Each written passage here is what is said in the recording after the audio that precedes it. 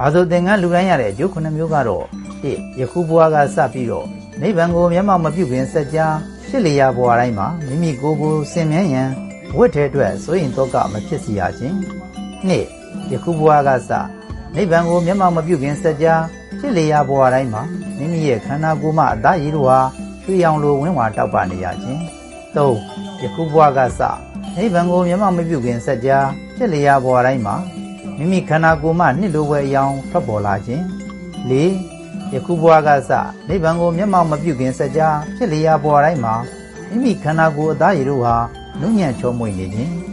5ယခုဘဝကစပြီးတော့နိဗ္ဗာန်ကိုမျက်မှောက်မပြုခင်ကာလစัจ जा မှာဖြစ်လျာဘဝတိုင်းမှာမိမိခန္ဓာကိုယ်မှာမှဲ့ကြောက်တင်းတိတ်ဝှက်ချံစတဲ့အညစ်အကြေးတို့မရှိခြင်း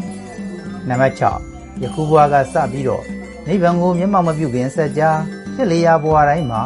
ခေတ်ကာလလျောက်ပေါ်လာသည့်ဝတ်ထွေကိုမိမိတို့စိတ်ထဲကနေတောင်းတလိုက်ရုံဖြင့်အလွယ်တကူရရှိ၍ဝတ်ဆင်နိုင်ရခြင်းခွန်နောင်ပွင့်တော်မူကြမည်ဘုရားရှင်တို့နှင့်ကံကောင်းထောက်မှသာကြုံတွေ့ရသည့်အခါမှာတို့ဘုရားရှင်တို့ဟာဘာဆိုသင်္ကန်းလူရန်ခဲ့ဘူးတဲ့ကုသိုလ်ရှင်ဟာ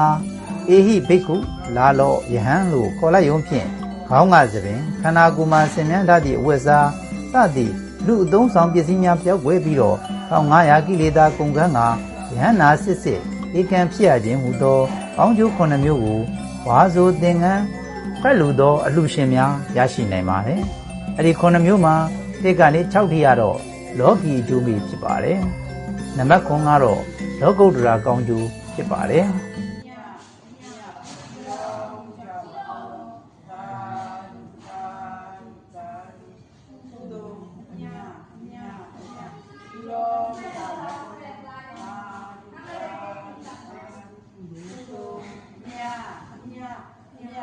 Yeah.